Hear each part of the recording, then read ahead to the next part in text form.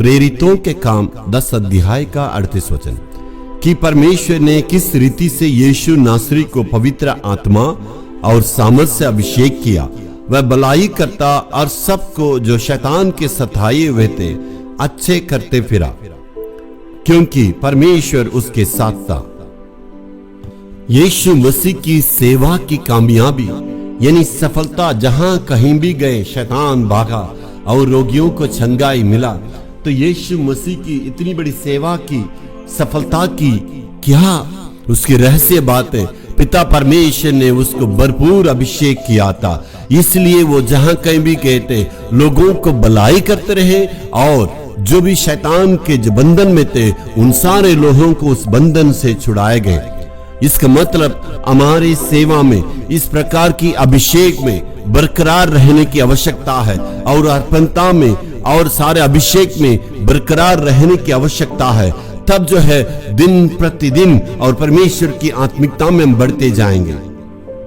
अभिषेक का मतलब कभी कभी परमेश्वर जो अभिषेक किया, एक दिन जो आप उद्धार पाने के वक्त अभिषेक को आप पवित्र आत्मा की बेदहारी को आपने प्राप्त किया, वो आप सोच रहे वो पर्याप्त है।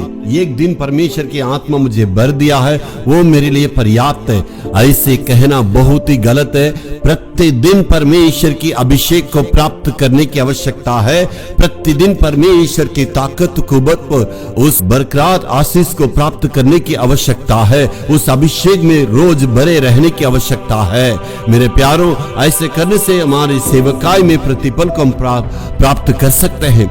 यीशु मसीह की जीवन में देखे एक गेत्सेमने के अनुभव था, वहां दुख से भरा हुआ था। यीशु मसीह वहां पर बहुत ही व्याकुल होकर प्रार्थना की।